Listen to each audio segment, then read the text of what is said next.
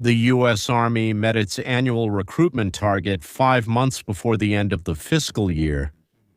For the first time in 10 years, for the first time since recruitment offices started convincing guys on TikTok that the Army is about your gender identity. The Army is about gender identity. At the same time, take a look at the homepages of Walmart, Darkit, Anheuser-Busch, John Deere, Harley-Davidson, Disney, and Bright Bannery. They disappeared. Pride means I'm proud that I, let's say, have non-traditional sex. Or I'm proud that I hate my body, and so on. They disappeared, quietly, without press releases.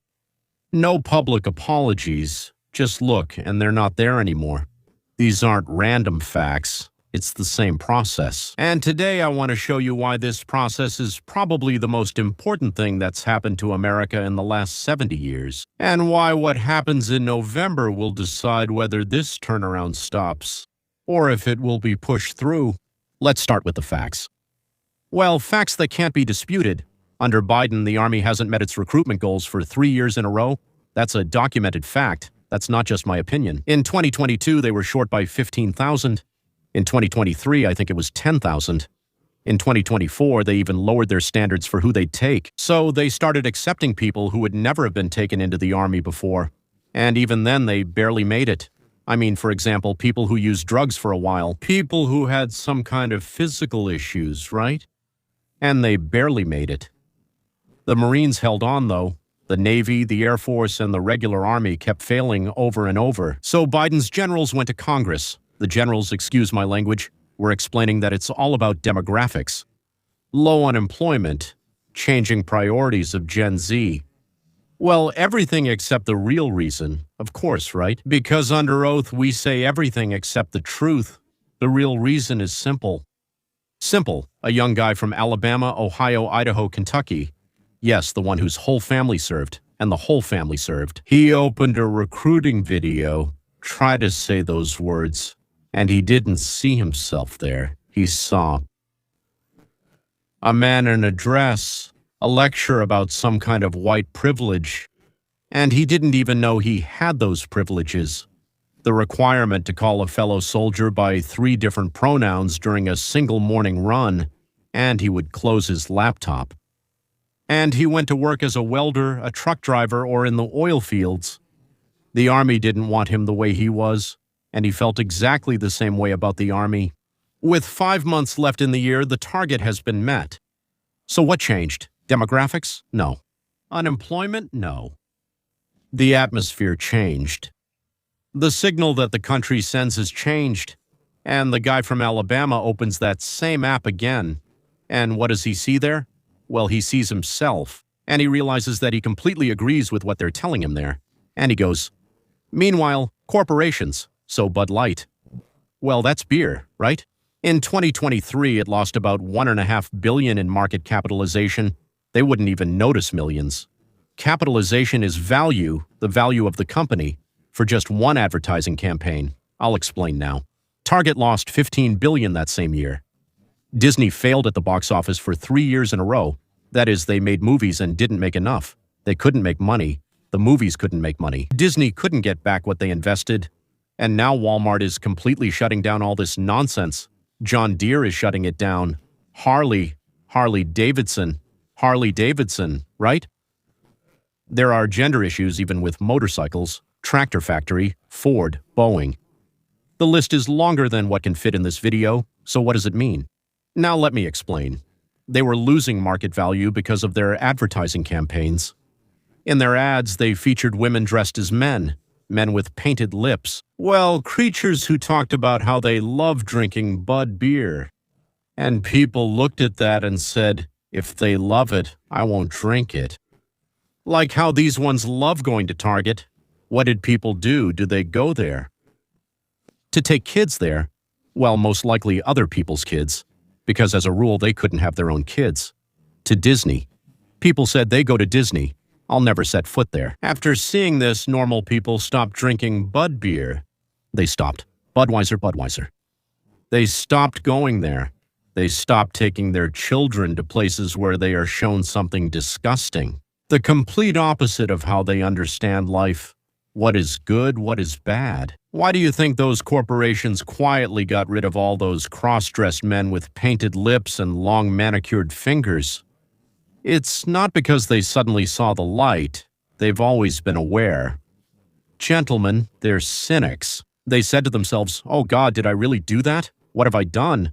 How could I show this to my sons?" Nothing of the sort. It's much simpler. They counted the money. They shut the whole thing down because they know how to count money. And suddenly, in their spreadsheets, a number appeared that they had been carefully ignoring because that's what was coming from the White House. A real customer isn't someone who changes their gender, but someone who works with their hands. Yes, someone who goes to church on Sundays.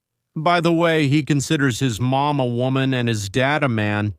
Try saying something like that 3 years ago, right? And he doesn't want anyone to lie to his child about this. He doesn't want his child to think that dad can give birth too. He just didn't want that. Caravel turned around. This isn't a slogan. It's accounting. Thank God accounting set them straight. Just so you understand how important this is. We need to remember what kind of waters we were swimming in. Not 3 years, not 5. Gentlemen, it's been 15 years since Obama took office, yes. Even more than 15 already, and the last 5 have been especially intense. A member of the U.S. Supreme Court, whom I adore, my beloved Ketanji Brown Jackson. I just tremble with excitement when I see her. Every time she opens her mouth, I have a paroxysm of happiness. In 2022, during her confirmation hearing, under oath before the Senate Judiciary Committee. So, Marsha Blackburn, one of my favorite senators, I really like her, asks her what seems to be a simple question. Could you tell me what a woman is? And how is she different from a man? Could you give a definition? In short, something like that. And the future Supreme Court judge of the country replies, I'm not a biologist. She is not a biologist. In her opinion, to know who a woman is, you need a biology degree. 6 months go by. The same Ketanji speaks at a women's forum. So somehow they figured out who women are. And she says verbatim from the podium. Now I'm going to quote her. I'm proud to be the first black woman on the Supreme Court. And what was the name of the event where she spoke? It was called The Power of Women. And then this one adds, we will fight for our rights as women. Wait a second. She doesn't even know what a woman is, doesn't know how a woman is different from a man. So how is she going to fight, and against whom? I mean, for whom? When it's convenient, she knows who a woman is. When it's not convenient, suddenly she doesn't have a biology degree. Or maybe she got it quickly, but that's not the main point. All right, that's her. Democratic senators vote for her, and she sits down to decide cases where the answer to this, and many similar ones, matters. Millions are affected by questions like who is a woman and who is a man. Girls in school locker rooms, on women's sports teams, in women's prisons, in women's shelters. That, gentleman, was not a slip of the tongue on her part, right? It was a symbol of the whole system. We fight for women's rights. But who are women? I don't know. A 9-year-old child. His mother takes him to the school psychologist. The boy is shy, sad, not like everyone else. And honestly, I wasn't really like everyone else either. Maybe the psychologist explains to the mother that the child might have gender dysphoria. I can't even pronounce that. And that it's necessary to start with so-called reversible, big quotation marks here, of course, right? Medications that stop puberty. They stop puberty in a 9-year-old boy. Oh, what happiness that we lived in that America. Not the one we were heading to, but this one. So, that's what they're called?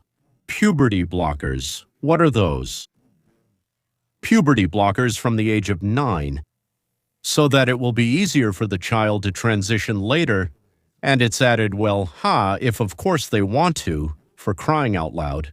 It's good if that mom is present there. In many states, they simply banned even telling parents what they're already pushing. They're giving these drugs to children, without parents, without anything, with nothing at all. They were giving drugs to 9-year-old, 10-year-old, 12-year-old children, which, according to studies over 10 years in Sweden, Finland, England, and the Netherlands, were studied, and it was found that these blockers are more often irreversible than reversible, that they damage the bones, that they change the brain. That 80 children, if you just leave them alone and simply love them, outgrow this phase. Because it's just a phase, they simply outgrow it. These countries, well, the ones I mentioned where the research was conducted, they are socialist European countries. More socialist, of course, I want you to hear that. They have stopped using puberty blockers for children. Blockers, sorry. But in California, New York, and Oregon, there's a law that if you're a father and you object to blockers or puberty blockers for your 9-year-old, they could take your child away from you. The state takes away your own child, the one you brought into the world, because the state knows better. Let's move on. Small business. There's a real case. Jack Phillips, a baker from Colorado, a simple man. A same-sex couple comes to him and orders a wedding cake. He says, "I would be happy to make it, or sell you an existing cake, but I can't write words on it that personally I would have to write that go against my faith. Maybe you could either order from the neighbors who will gladly do it for you, or I can make it, and you can go there and they'll write it for you." He didn't refuse the clients. He just refused to write specific words. Well, Vasya plus Sasha equals love forever or something like that. Yeah, he was put on trial for that. He was on trial for 10 years. They dragged him through the courts for 10 years. He closed his bakery. I don't know if he ever reopened it. He lost a lot of money and so much stress. Laurie Smith, web designer. Same story, and again 10 years of court battles. Then, what were they called? ADA testers. That's it. This isn't made up. This is the litigation industry. A person in a wheelchair, a disabled person, right? They target small businesses, where they've scouted it out, to a coffee shop, out there in the desert, a little store in Idaho, a garage in Montana. And they find that the ramp is 1.5 centimeters out of compliance for people with disabilities, that the restroom is 10 centimeters narrower than the standard. He goes in there and starts measuring everything. He brings all his own tools, measuring, checking, taking photos, and so on, and then he files a lawsuit, hundreds of such lawsuits, and the scenes are always the same.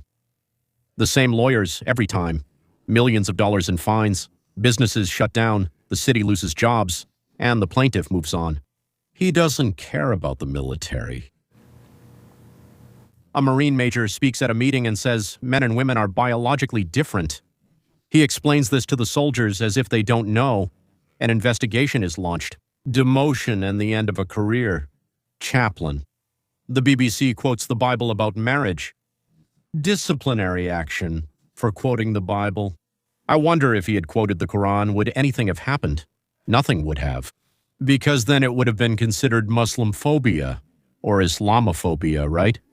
I'm not bringing this up to give you a headache. I'm bringing this up so you can measure the depth of the turn to see where the ship is coming from.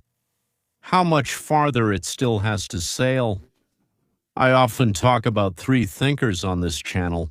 Today we need all 3 to understand exactly what we are experiencing. Hillel, my favorite Jewish philosopher, 2,000 years ago.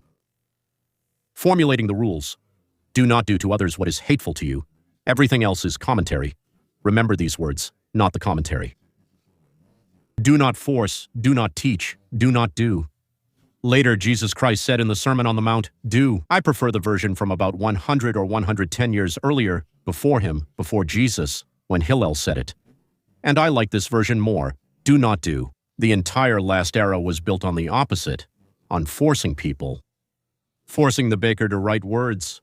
Oh, you refuse? Then we'll judge you. Forcing a father to agree. Oh, you don't agree? We'll take your child away from you. Forcing a soldier to call his comrade something else. Oh, you don't agree?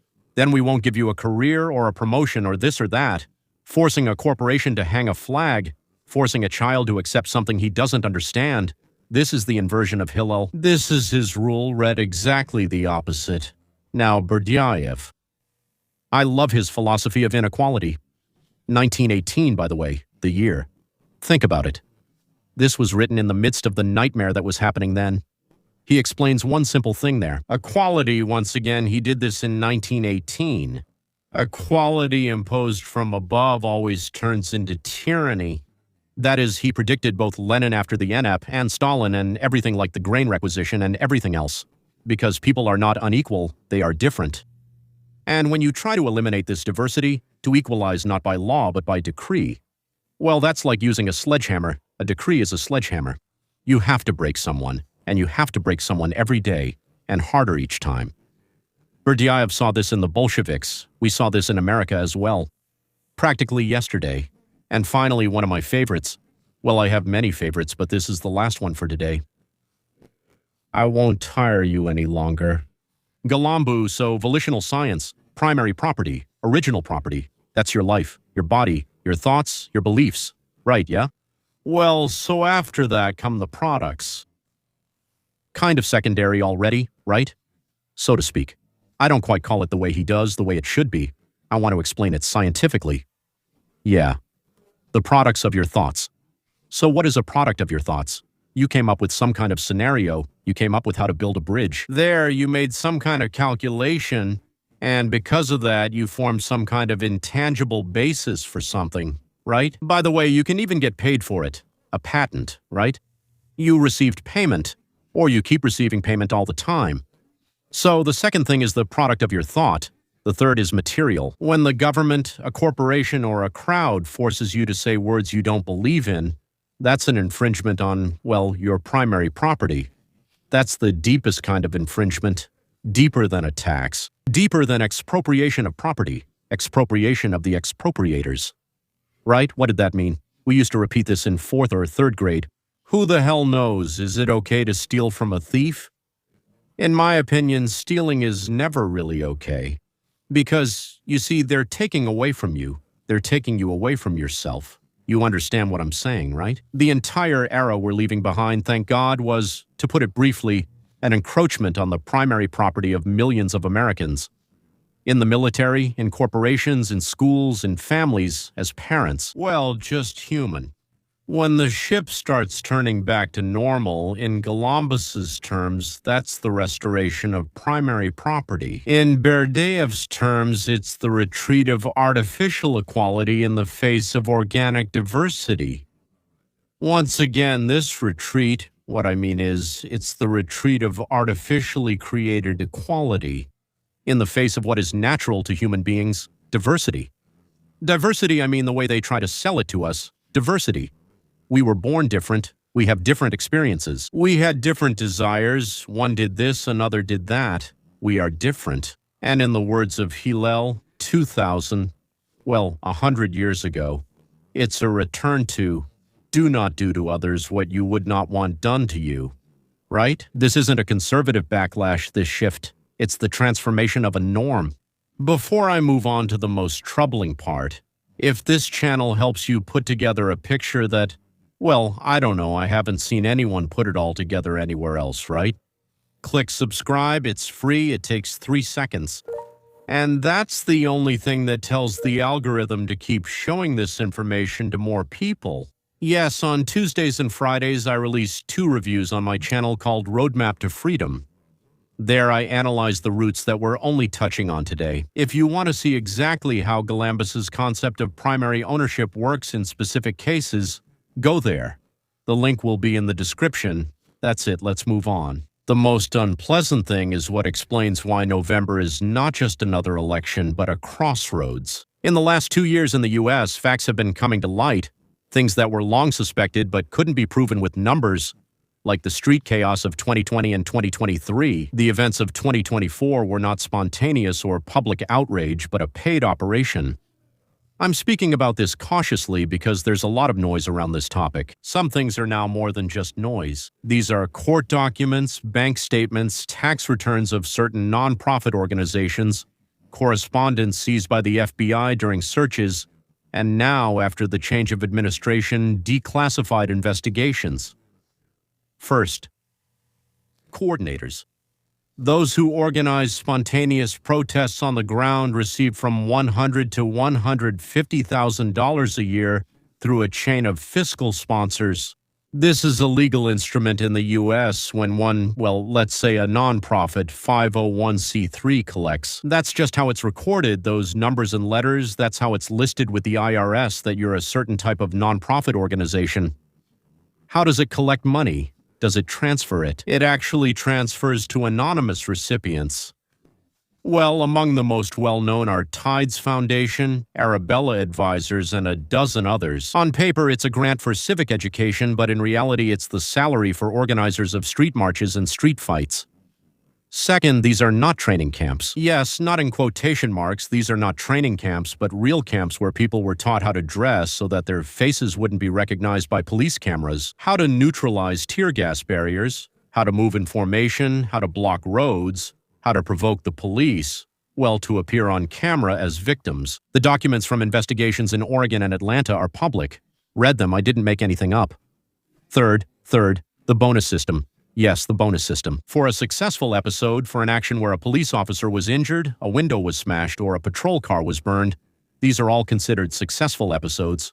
Bonuses were paid out. How? To a bank account? In cryptocurrency? In cash? It varied. This is in the Atlanta RICO case materials. The case, it's called Atlanta RICO. By the way, this is in the materials on Cop City. So this comes up in a dozen smaller cases. Where does the money come from? This is my assessment, since final proof will come later. There's some information out there, but we can't yet say for sure that we know. The chain appears as follows. At the top, there are several funds with well-known names. There's Soros and his Open Society, branches. They've been publicly funding what they fund for a long time. But there's also a layer below. Structures connected with Chinese friendship associations, with Hong Kong intermediaries, with Americans of Chinese descent, with formerly impeccable citizens through whose hands large sums passed. There's a third layer where you can already see interests that go beyond, well, let's put it this way, even American domestic politics, and the interaction between America and China. There is reason to believe that the globalist network and Beijing's interests, at least in this area, are allies, each with their own benefit, of course, right? The globalists need to break American independence as an obstacle to the supranational project. Beijing needs to weaken its main geopolitical rival, which is understandable. That is, we are trying to prevent this, but it's a natural desire for them, right? Perhaps there are also third parties involved in this alliance. The Islamists have their own objectives in Europe and the Middle East. This is still a question, but not an empty one. And here I would say this. Most likely these are not Sunnis, but Shiites, although it could also be, so to speak, some Shiites or Sunnis who have Wahhabi tendencies, let's put it that way, right?